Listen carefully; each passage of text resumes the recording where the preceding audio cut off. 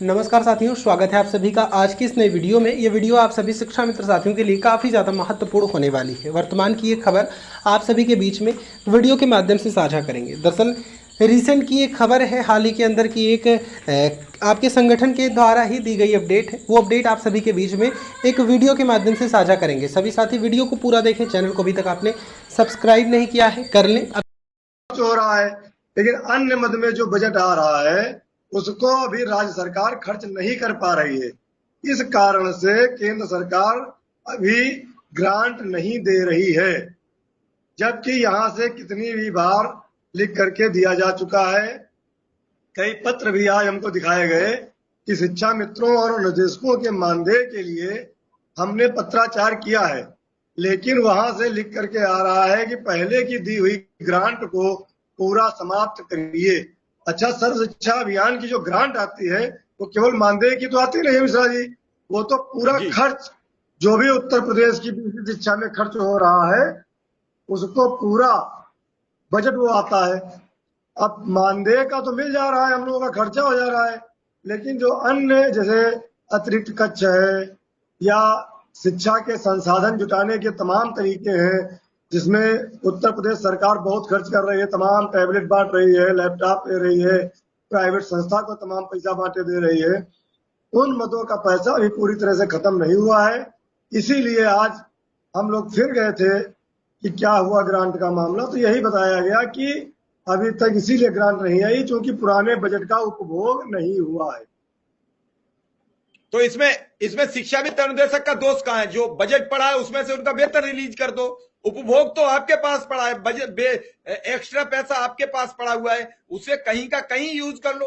पिछले कई वर्षों से जो बिल्कुल केंद्र बिल्कुल सरकार ने केंद्र सरकार ने अपना एफिडेविट दिया अनुदेशक के केसों में, उसमें उन्होंने कहा कि हम तो पिछले 3 वर्ष से 2017 से अब तक 17,000 रुपया अनुदेशकों का पे कर रहे हैं। जो बीजेपी ने अपने ट्विटर हैंडल पर लिखा था, उसका 65% जो वेतन बनता है वो समथिंग 11,000 रुपया बनता है, और 11,000 देने के बाद अनुदेशक को वो 9,000 पे करते हैं। तो वेतन तो बचेगा, जो सरप्लस पैसा है जो बच रहा है उससे वेतन तो रिलीज करिए।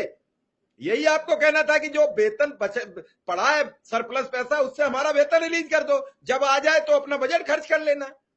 लेकिन उसमें एक कंडीशन भी है ना, उसमें सर एक कंडीशन है कि एक तो ये जून महीने का जो 15 दिन का इन्होंने मानदेय हमको दिया है अनुदेशक भाइयों को और शिक्षा मित्रों को, तो उनका यही कहना है कि हमने उसी बजट में से दिया है जो हमको नहीं खर्च करना चाहिए था, और जो भी बजट वहां से आ रहा है, जिस मद में आ रहा है, हमको उसी मद में खर्च करना है।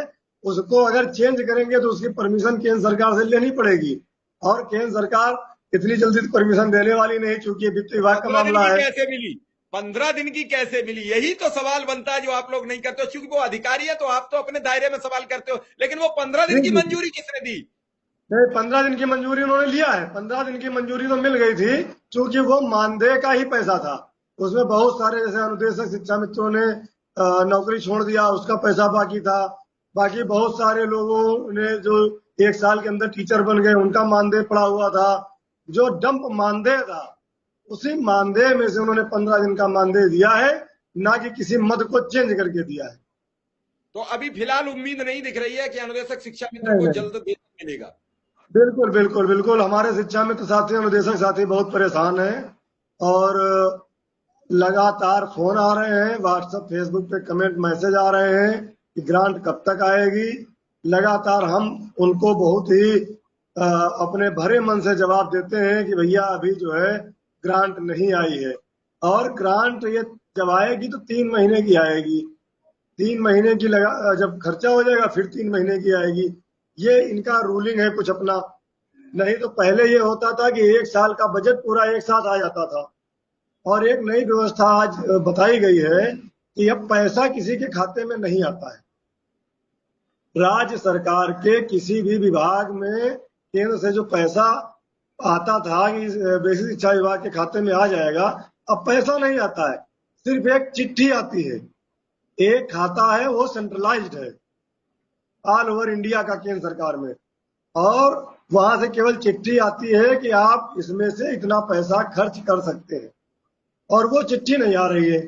वो चिट्ठी इसीलिए नहीं आ रही कि हमने पिछली चिट्ठी जो दी थी पहले उसका खर्च बताओ, कहाँ कहाँ खर्चा किया, जो पैसा बचा वो क्यों बचा। तो अन्य मदों के खर्च के चक्कर में हमारे अनुदेशक भाई और शिक्षा मित्र साथी मानदेय का बेचारे रोना रो रहे हैं, घर का खर्च नहीं चला पा रहे हैं, बाजार से सब्जी नहीं ला पा रहे हैं, घर का तेल मिर्चा नहीं ला पा रहे हैं, बच्चों के फीस नहीं दे पा रहे हैं। ये केंद्र और राज्य की आपसी लड़ाई कहें या अधिकारियों की लापरवाही कहें, इसमें शिक्षा मित्र और अनुदेशकों का क्या दोष। वो तो बेचारे रोज स्कूल जा रहे हैं और पढ़ा रहे हैं। बिल्कुल ठीक कह रहे हैं। हम इसी पर सीधा विक्रम सिंह के पास पहुंचेंगे, विक्रम सिंह से सवाल करेंगे। विक्रम सिंह, सुशील जी ने आज मुलाकात करके आपकी बात भी कर ली कि अनुदेशक और शिक्षा मित्र को वेतन कब मिलेगा, और यही होना चाहिए अनुदेशक और शिक्षा मित्र का आपसी भाईचारा कि कोई कहीं जाए तो उस पर सवाल करे।